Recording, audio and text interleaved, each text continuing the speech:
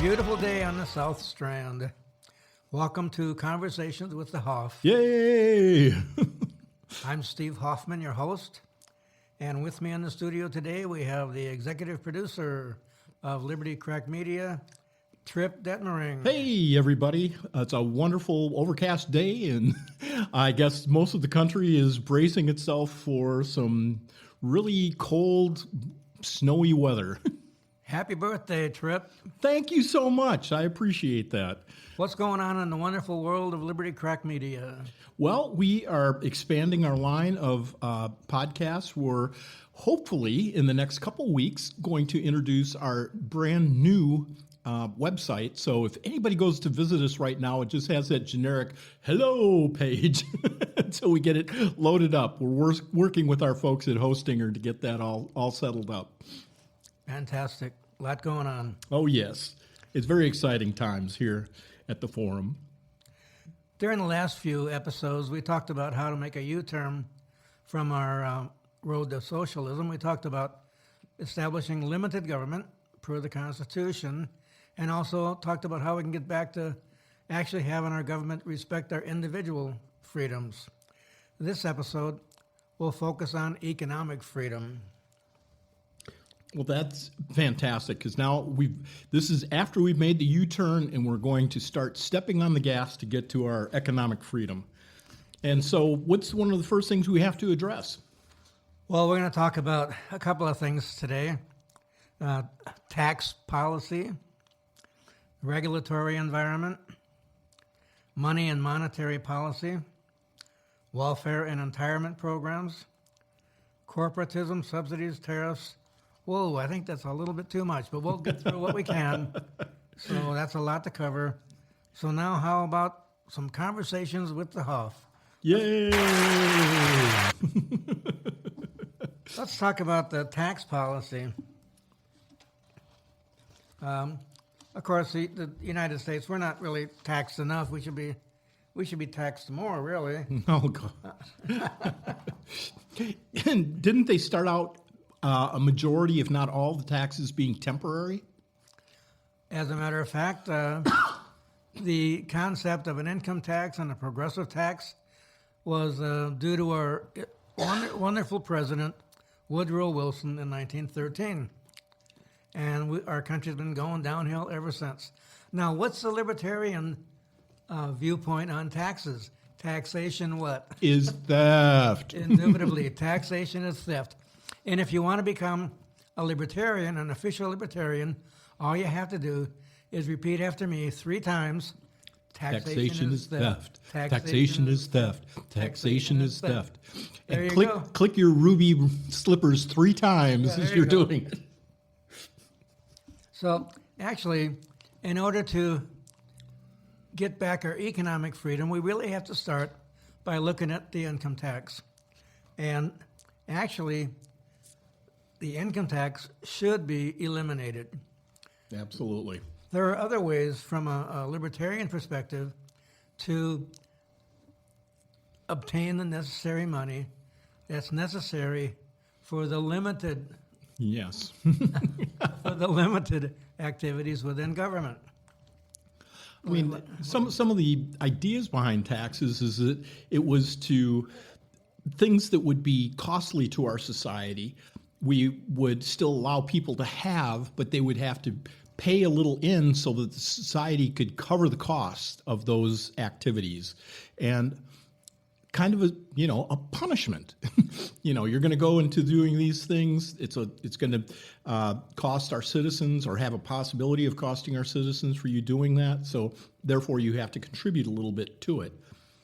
Income tax is punishing people for making an income. And there's nothing negative to society for doing that. So that is so crazy to me. It's punishing ambition, punishing innovation, punishing excellence. It's definitely an adverse institution if you want the economy to grow. And there are alternatives. There was a book called the sales tax, or no, not the sales tax, the fair tax. Fair tax, yes. Yeah, by Neil Bortz, my Good friend out of Georgia. Yeah. Atlanta, Georgia, right. And basically, the fair tax would tax consumption on retail, new retail items, not old used items or anything. So if you went to the store and bought or you went to a dealer and bought a new car, you'd pay a tax. Mm-hmm. And one of the good things about it is everybody would pay taxes. Yeah. Poor people, criminals, drug dealers, people like me who love likes every tax haven I can get into. But whenever I went to the store and bought something that was new, I would pay a tax. You could not escape from the taxes. And the other benefit to it is that you get to keep some of that money and put it into institutions for borrowing, so other people would have cash on hand to expand their businesses and things like that. But when you tax it out and you take it out of those institutions, there's not enough money for the economy to expand and grow for business. That's true. One thing I liked about the fair tax was the idea of choice. So let's say you don't like paying taxes. So you don't have to go to the clothing store and buy a new sweater. Go to Goodwill. Yeah. Go to one of the used clothing stores. Then you wouldn't have to pay taxes on that purchase. Now, there are other methods of getting money for the enumerated powers of the constitutional powers of the federal government, and that's through users' fees. Oh, We pay all kind of taxes to run all of these government programs. You go to a state park, you pay a user's fee. Yeah. And that should cover. I mean, Americans love to get in their RVs and go to the parks. Yes. There should be more than enough money that you could charge to keep those parks funded. But what about the poor people? They wouldn't be able to get to the parks? Yes. What about the children and the poor? That's the primary thing you'll hear from liberals and people who love big government, because it's always an excuse to steal money from you and I and redistribute it. How do you say that? Redistribute. Redistribute the money to somebody else. Redistribution is not, sorry, but it's not mentioned anywhere in Article 1, Section 8 of the Constitution. Yeah. And it should never be done. We have charities, all kinds of, you have churches, charities, other institutions that can take care of the poor. Matter of fact, we'll get onto it later on, but by establishing government programs to take care of the poor, you actually institutionalize it where you make it generational. They get used to getting the free money, and so they get the money, their kids get the money, the grandkids get the money, and I got to make a sign that says, "Don't tap on the desk." Or we have to get a little pillow for you, a tap pillow. Right, yeah, there you go. I need a tap pillow. So anyway, the first thing that we need to do is reform the way we fund the federal government. And the taxes that we pay are definitely not the way to do it. They're anti-productive, everything. It's bad in so many levels. Oh, yeah. The second thing that we could do is look at the regulatory environment of our current federal government. Regulations coming out the wazoo. And we are totally overregulated, and we hopefully, possibly in this new world of AI, we can have AI go and see if we can find some of those dinosaur regulations that need to be lifted and taken out of the books, and get those things eliminated from there. Doge it. Yeah, or we could just get Elon Musk to go back to the federal government for about a month. I'm sure he could identify another $1 trillion worth of waste. But regulations not only hurt you and I, in that they take away from some of our individual and economic freedom. Well, what they really hurt the most, small business is a driver of the American economy.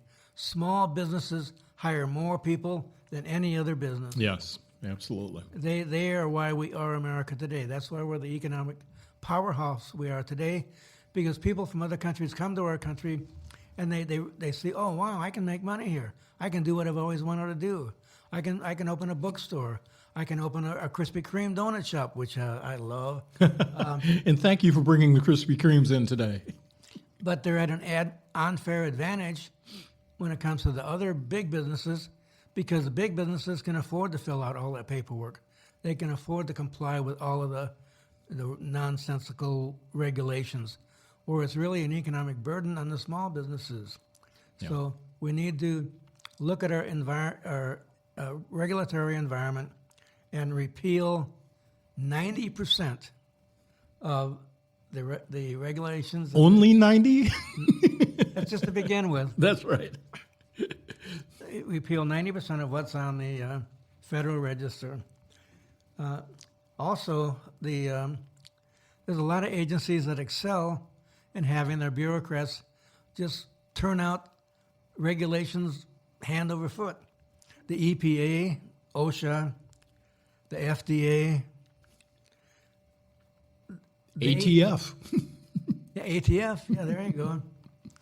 Oh, we got to watch out for those AR-15s, those military assault rifles that all of us civilians have. That's right. But regulations are basically de facto legislation that's done by unelected bureaucrats. Yes.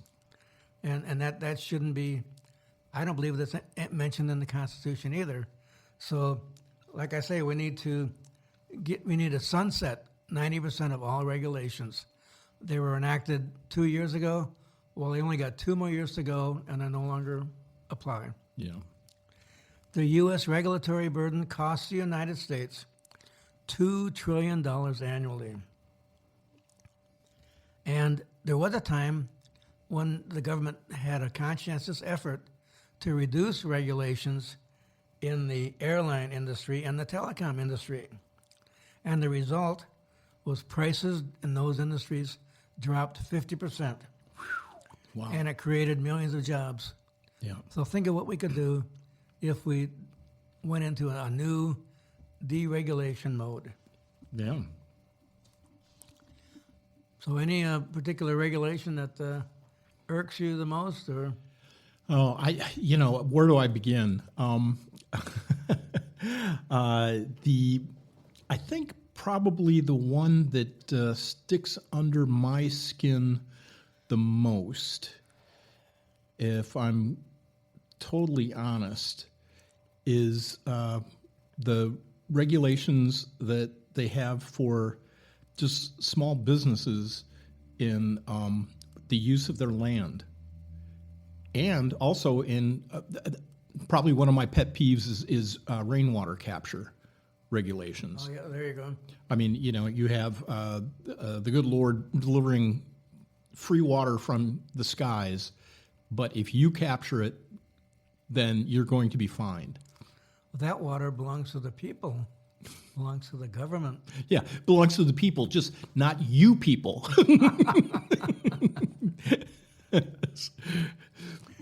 Okay, so I think we can agree. What's your favorite or your most disfavorite regulatory bounty that's out there? Actually, it has to do with gambling. I belong to fraternal organizations, and we like to raise money for various charities. Uh-huh. Well, guess what? We can only have one 50-50 drawing a week. We can't even do bingo anymore because of all of the regulations of what we have to do for, Holy cow. for running any kind of gambling thing. I mean, here we are trying to actually give money to charity without going to the federal government, but governments are preventing us from doing that. Well, then, because you might be getting into their lottery business. We used to have a drawing every Tuesday at the organization that I belonged to, but the SLED, the local police organization, law enforcement organization in our state, they came down heavy on us, and we had to stop that. Yeah. So the government doesn't like competition. They hate Right. competition. And your Brotherhood organization doesn't wear the white pointy hats anymore? No, we had to give that up. Oh, okay. He is not, by the way, part of the KKK. But No. Well, I belong to a nationwide fraternal organization that runs the nation's biggest orphanage in the Illinois area, and also has a fantastic retirement home down in Jacksonville, Florida. Very worthwhile organization, and we could do a lot more if it weren't for the regulations and things coming down from the government. I mean, your organization probably wouldn't be able to give out sandwiches to the hungry. Well, that's against the law. Oh, of course, it has to be. Can't do that. Okay, so obviously we need to look at our regulatory environment, and that could bring us a long way towards moving down the road to freedom. Also, we need to look at the role of money and the monetary policy in the United States. Amen. What happened in 1913 under our glorious leader, Woodrow Wilson? Not another Woody. That guy, he was the beginning of the progressive era, and we're suffering from his policies. What is it, 1913 to 2026? We've been regressing ever since. Ever since, definitely. Okay, so that was a year that the Federal Reserve was established. Boo. And, of course, we needed the Federal Reserve to stabilize our economy and protect us from any, stock market crashes, stuff like that. Well, Our friend Hayek has made many of books on how this was the wrong road to take, wrong path. Since that time, we've dropped the gold standard that backs up our dollar. And since the Federal Reserve was established, the U.S. dollar has lost 97% of its purchasing power.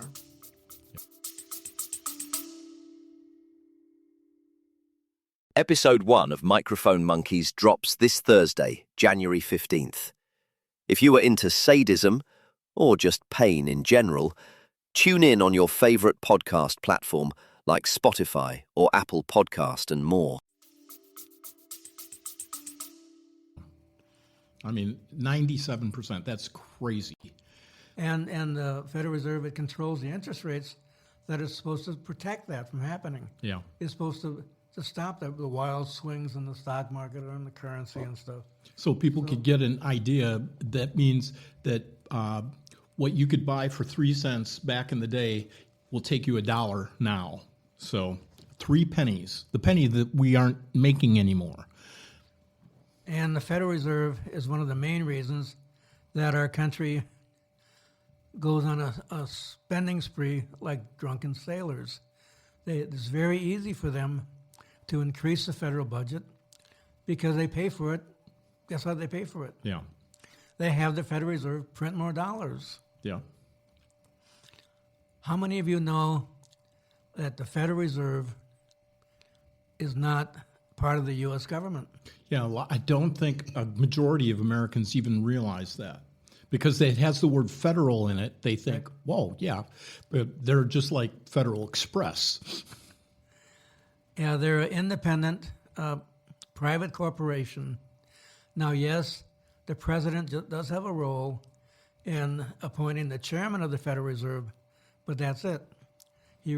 Our government really does not have any legal authority to direct what the Federal Reserve does in terms of establishing interest rates.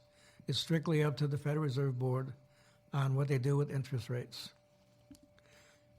So we really need to get back to real money, not fiat money, like the Federal Reserve note. If you look at your dollar bill, it says Federal Reserve note. It doesn't say U.S. government. Yeah. It's Federal Reserve. We need to get back to gold-backed money. And it was President Nixon who actually took the dollar off the gold standard. But there are other alternative currencies out there. Tell us more. Are you talking about crypto? Bitcoin, yes. There we go. Crypto, the reason I like crypto is it's independent from any government regulation. Yeah. It floats on the free market. And it's regulated by blockchain, so it's you and I. Right. Yeah. So crypto's a good alternative to the fiat dollar. Also, the alternative would be free the banking environment. Yes. Make banks independent. And within each state, maybe the banks could develop their own currencies that could be used within that state. Also, let these state governments issue their own currency, maybe backed on silver or gold or copper, but make it real money once again. I mean, currently, Trump is suing, which bank is it? $5 billion? J.P. Morgan. J.P. Morgan, yeah. And J.P. Morgan is saying, look, we recognize the fact that you did this. We recognize that this all stinks that it happened. But they're saying it ain't our fault. It's your fault in government for the regulations that you have in making us have to give up information, putting us at risk, so on and so forth. So I think they both have merit in talking about that, and that is part of the problem. When conversations with the Hoff gets more successful, and we have, let's say, 5 million viewers, and we become a threat to the establishment, the day could come when I could be debanked. Then you can join me at Old Glory Bank. Yeah, I actually saw that advertised recently. It was actually endorsed by, who's that libertarian in New York State that always runs for office there? My good friend Larry Sharp. Larry Sharp? Yeah. Yeah, he now has advertisements for Old Glory Bank. Well, just to let people know, the business bank for Liberty Crack Media is one of the first business accounts when they opened it up for business accounts through Old Glory Bank. Fantastic. So we have to look at monetary policy and look at our money itself, and get it out of the hands of the federal government.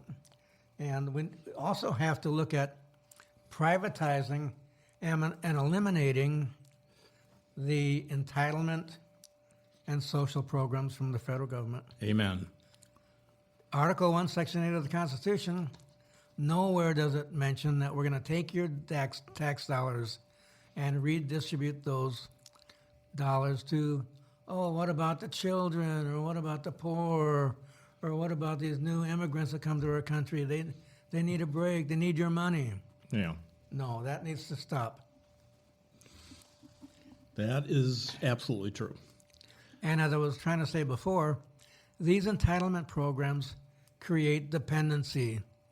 They create dependency on a government where you as a citizen are really no longer a citizen. You're a subject to the crown. You're at the mercy of the crown. But, we're still in the United States has a free market capitalist situation here, don't we? Wrong. Uh-oh. Actually, we're a corporatist. Corporatism reigns supreme in the United States. And corporatism is a soft form of Marxism. Yes, it leads us down the slippery road to socialism. So let's take a look at some of the biggest entitlement programs out there. Mm-hmm. Entitlements basically account for 60% of our federal budget. Wow. Over $4 trillion a year. $4 trillion a year. That's bigger than some of the GDP of countries in this world. Definitely. If we privatized Social Security, we could save $2 trillion a year. And there are good examples of that. Singapore has a mandatory private savings system for people for when they retire. It's called the Central Provident Fund. Ooh. And it yields a higher retirement security at 1/3 the cost. Yep. Other countries that have privatized Social Security include Chile back in 1981. If you listen to conversations with the Hoff, you probably remember the Chicago boys. The Chicago boys, yes. Who went down and had what they call Chicago-style economics. They went down to Chile to help reform their economy. Their economy was in the pits, and they made Chile one of the most economically stable and richest nations in South America with their reforms. And basically, in Chile, workers contribute a fixed amount of their wages into personal accounts. And benefits depend entirely on investment returns. There you go. So it's up to the free market. So the government is an incentive to not mess around too much in the marketplace because it'll impact the citizens' retirement. Yeah. Argentina privatized their retirement programs in 1990s. Okay. And their model is similar to Chile. Sweden, what about Sweden? What about Sweden? Oh, they're a socialist country, right? That is a misconception by the American people. Well, that Bernie Sanders was big on pushing. Yeah. Sweden has a large capitalist economy, very large. Sweden is a very rich country, and therefore they are able to spend a lot of money on social programs. But that doesn't make them a socialist country. Well, they went deep into the social programs. They were one of the richest. Well, they were the richest per capita country in the world. And when they went down that road of democratic socialism and put in these programs, they broke themselves. And they went down to number 7 in the country. Right. I mean, in the world, excuse me. And they recognized right away that was a problem. And so they started, putting some stopgaps and reversing these things. Now, they have had to make great stopgaps in the education system, but they still give a lot of free education for upper things, and they still do a lot in the medical because so many people got dependent upon those programs. But they're still, even today, are trying to wean themselves on some of those programs. But again, it's you go. They always say you go woke, you go broke. You go socialist, you go broke. And so, it seems like these countries are hamsters on a rat wheel. They keep experimenting with it. It fails. They said, "Oh well, we didn't do it right. We're going to try it again," and then it fails, and over again.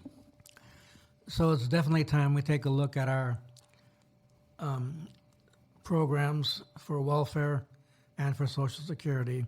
Both of those can be privatized, and they would function more efficiently. We would get more money at the end, and it would actually, we'd be able to cut the federal deficit. Okay, let's look at other enforcing limits on the power of the federal government. The federal government takes a lot of our money and gives it to businesses, primarily in the way of subsidies. And there we go. We're back into corporatism. Yep, there it is. The best example of corporatism is the subsidies. Who do you think? I grew up in Minnesota, and at that time, the farmers received a lot of subsidies. Yeah. And we had a party called the Democratic Farmer Labor Party in Minnesota, and their primary function was to convince the voters, we need to help the farmers.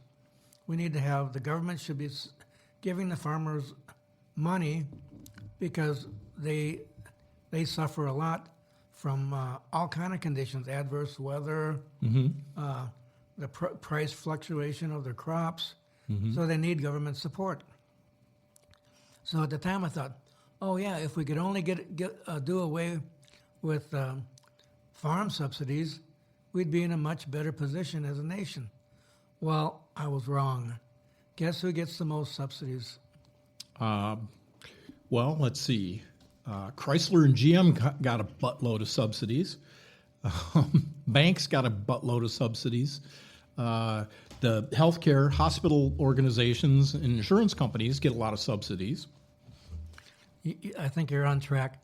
The largest share of federal subsidies go to U.S. corporations, especially in aerospace, technology, and data infrastructure.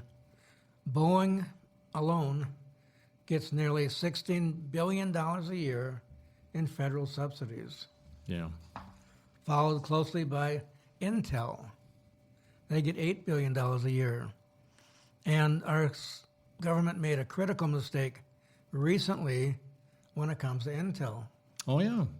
Now we're part. Congratulations, by the way. You and I were both stockholders in Intel. Right. The federal government now is definitely not only interfering with the marketplace, they're buying into the companies now. They're becoming part owners of the companies.